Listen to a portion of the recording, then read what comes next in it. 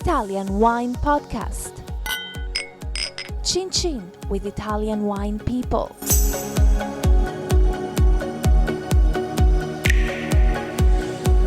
Hello, this is the Italian Wine Podcast with me, Monty Waldin. My guest today is Daniele D'Anna Bortolotti. Daniele's family winery is called Bortolotti. Whereabouts is your winery? Our winery, it's a family-owned business based in Valdobbiadene village. Where's that? This is one of the two small villages of the Conegliano and Valdobbiadene Prosecco region in the north and east part of Italy. So you in Veneto or Friuli? No, we are in Veneto, in province of Treviso, Okay. 60 kilometers northern than Venice, and nearly 60 kilometers from the Dolomites Alps. So just in the middle of the two main region, most renowned in the north and east part of Italy. And I'm the third generation, coming from a winery founded by my grandfather Umberto in 1947. And today I'm presenting our wines together with my uncle Bruno Bortolotti, that is together with my mom, the boss of the company, based in the town, in downtown of the village of Valdobbiadene. So what's the population of Valdobbiadene? Because you see it on so many bottles, like millions of bottles of Prosecco. You're right. What is it like? Is it a big place with a cinema, football stadium, or is it a tiny little village with just a couple of dogs and an old man with his cat? Maybe the second more.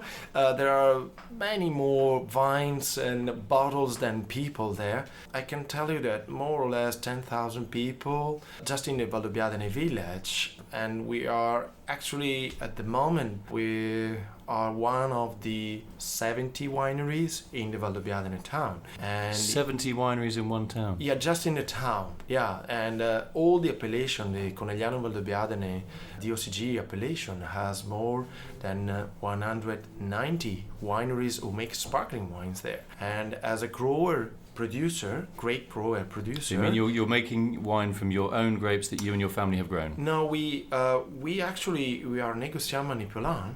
We buy collecting the grapes from growers of the Valdobbiadene village and some relatives in a closer area. But you can imagine that Valdobbiadene has more or less 70 wineries and more or less 1,500 growers, small aziende agricola there. So grape growers? Grape growers, and for 7,000 hectares, just in the Valdobbiadene area.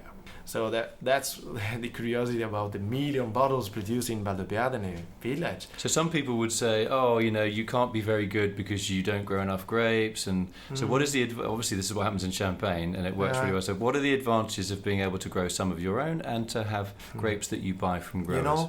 There was something that my grandfather Umberto was telling when he was there in charge, is that every person has its responsibility in doing what is able to do better. So in the chain of production, of production, so he was one of the first pioneer doing it, because there was just grape growing, some winemaking made artisanally. For family consumption.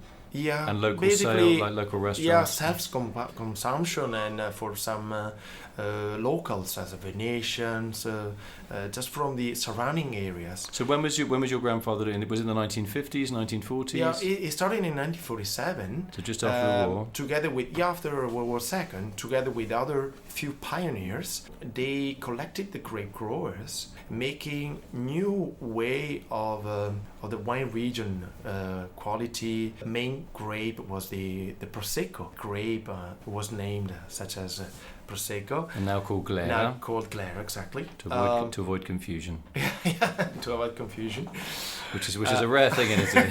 We are Italian. Yeah, you must remember that we are Italian. We love making confused people all around the world. So he collected the grape growers together with other grape grower, other winemaker, other pioneers of Valdobbiadene and Conegliano area, and so they collected from the ruins of the World War II the tradition of grape growing, of Prosecco, of Verdiso, Bianchetta, so these are other local grapes. Other local indigenous grape variety very close by the Prosecco grape.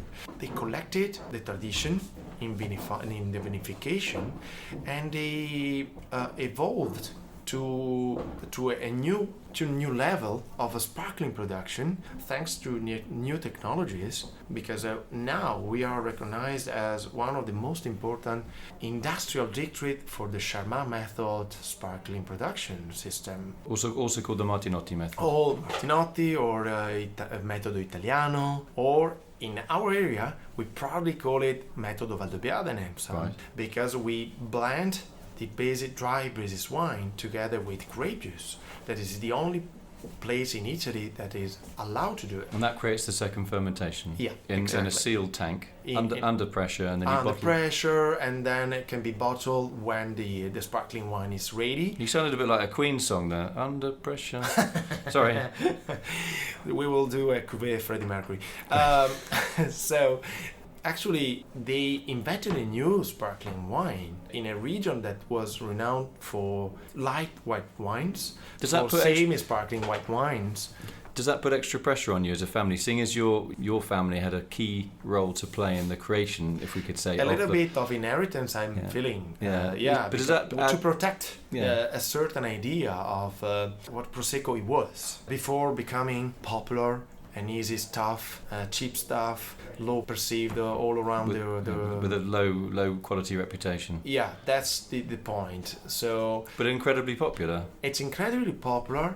I mean, it was very local. It's still very local, but now it's very popular with a low perception because we were overtaken by the Prosecco. So how do you get people to trade up? I mean, you mentioned these other grape varieties as well as the Galera or Prosecco grape like Bianchetta and Verdiso. People, growers and producers trying to make the blends a little bit more interesting. You're shaking your head a little bit, not too convinced? Or is that just a bit of a marketing tool? To be different, I mean, we have to start from the name, and that's why we avoid to use the name Prosecco at the moment after 10 years. In the last 10 years, after the achievement of the DOCG recognition. So what do you mean? You mean you're going to just call the wine Valdobbiadene instead of Prosecco del... because it's quite... but isn't that a big risk, It's quite though? easy. It can be a big risk, but we are still existing after 10 years. You know, we started together with other colleagues, actually, a bit strictly at the moment, because we say that there is a lot of Prosecco all around the world, but not all the Prosecco come from Valdobbiadene. That is recognized to be one of the most important places for Prosecco, higher quality and lower yields, a little bit lower. And lower yields. So you're talking about Prosecco DOC against Valdobbiadene DOCG. So you made automatically this idea, because when I say Prosecco could come from Valdobbiadene, but a Valdobbiadene is automatically Prosecco who comes from the Valdobbiadene So area. what makes Valdobbiadene special? Is it the terroir, the climate, the hill, the soil, the blend? So the terroir is the mix. Now is a marketing mix of the soils that are so diverse among the different hills. We are a long hilly land from west, where is Valdobbiadene, to east, that is Conegliano, who gave the name of the large appellation. There you can find a diversity among officially 43 villages, such as it happens in Champagne or in other areas in Italy, just to recognize a certain tradition and certain diversity there is among the hills of limestone soils, clay soils, rocks and soils. And obviously the microclimate, because the further you get away from the Adriatic, the further inland you get, it gets a bit cooler. And we are just at the foothills of the Prealps. Yeah. And we have the Dolomites Alps behind of us. But isn't that why the blend is best? That someone like you that is buying or has vineyards in different places, just like in Champagne, as you say, to get the best of everything. Yeah, it's the something idea. that is becoming popular among the certain producers, because we have an instrument. Let me call it. An instrument is. The mention Rive is a brand new mention. Rive is R-I-V-E. R-I-V-E, like the sea front. Like Riviera, yeah. Like Riviera, yeah, more or less. Is a local dialect name of the steep hills, very steep, from 30, 40, 60% of steepness. So if I go into a shop and I see the words Prosecco and Rive, I know that it's come from a hill slope. Yeah, and is the most strict yield per hectare. So lower yields. Lowest yield. per hectare. It has to be sparkling. It has to be recognized on the label in front, in the back. There is always Rive with Rive D from the name with the name of the village. Okay, so what's the difference in taste? And I know you said that different villages have different, but in general, what if I just go and buy a basic Valdobbiadene? I mean basic in Virgolette, you know, and then a Rive wine. What am I going to look for? Why I say, hang on, this cost me an extra 3, 4, 5 euros this bottle. You're right. What am I going to get for my money? What am I looking for? You know, a blend from different vineyards could give you a certain, from a marketing point of view, I will call it a style maison. So a certain style given by the winemaking. So and it's consistent from year to year. You will love to have a certain style every year. So it's like the top cuvée of the Maison de Champagne. The sparkling producers are doing this as our 47 is basically the idea. And Rive, it's in our example, just to mention us, we do 4 single vineyard Rive from very small vineyards, and there you have obviously the vintage feeling. So they're bottled as vintage wines, are they? Single vintages? Of course, vintages? they must be vintage, and they must be sparkling wines. Usually, you can find Rive at the moment brut nature, maybe sometime extra dry. There. So what extra dry actually means a little bit sweeter. Dry, yeah. Medium dry, okay, depending on the. That's another great. English. I love wine. It just makes life so easy for consumers. Yeah, but when you love it, you will drinking, and you will be forgetting the names. Do these wines have a little bit more colour as well? The Rive wines? No. They are usually they can be made with the same system. The Martinotti system. What in our case is different is the time of release. For example, we are not yet released in 2017. That can be already released. So you keep the wine back before you can be able. It depends on the choice of producer.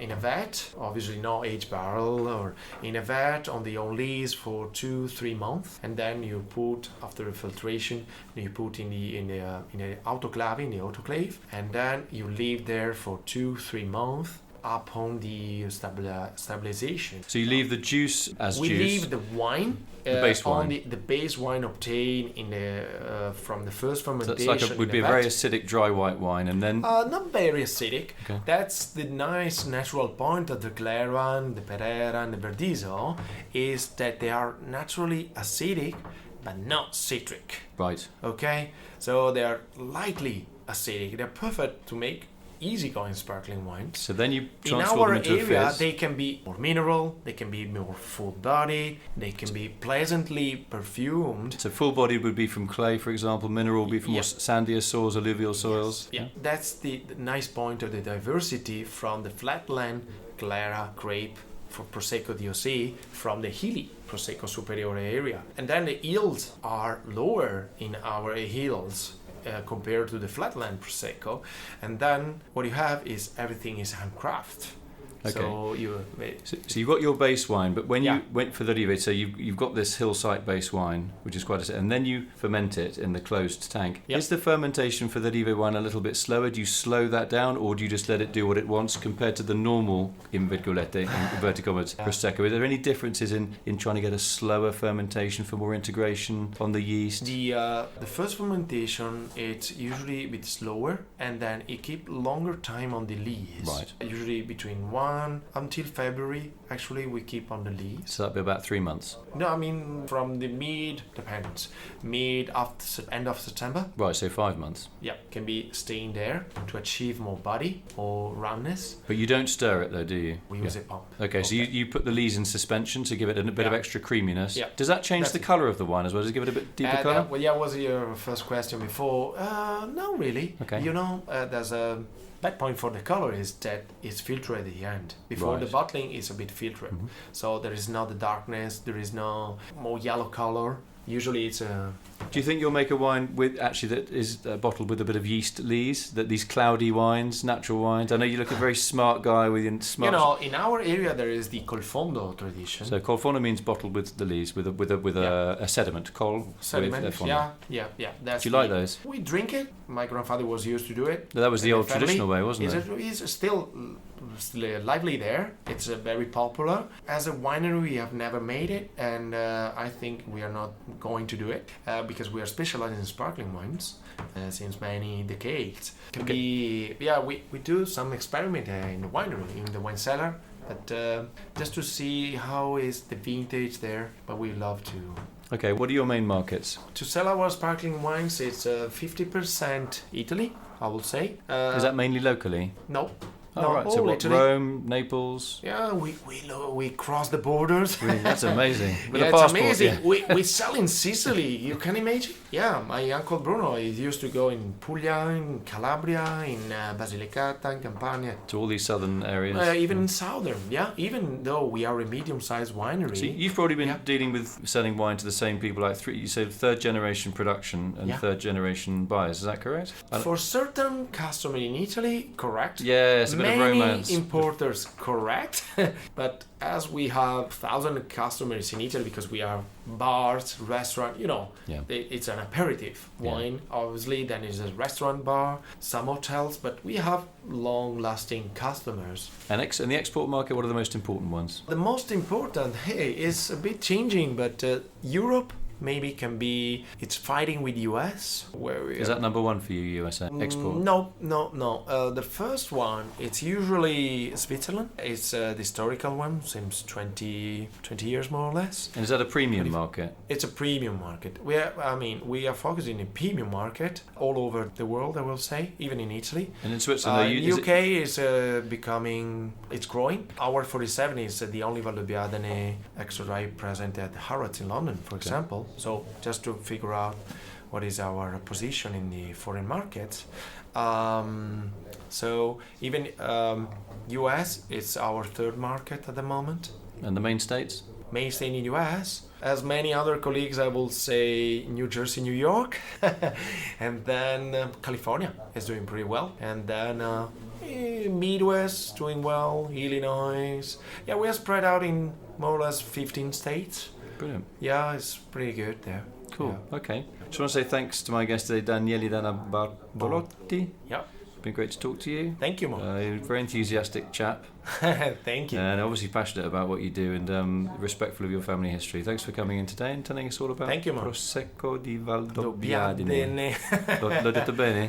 Yeah, more or less. Yeah. Well, you got to say more or less. You got to say you're fantastic. If you will be drinking a glass, it will be much, much, much better. Okay, all right. I'll remember that next time. Thanks very much for coming in. Thank you, Monty. No, real pleasure. See you there. Thanks a lot. See you there. Follow Italian Wine Podcast on Facebook and Instagram.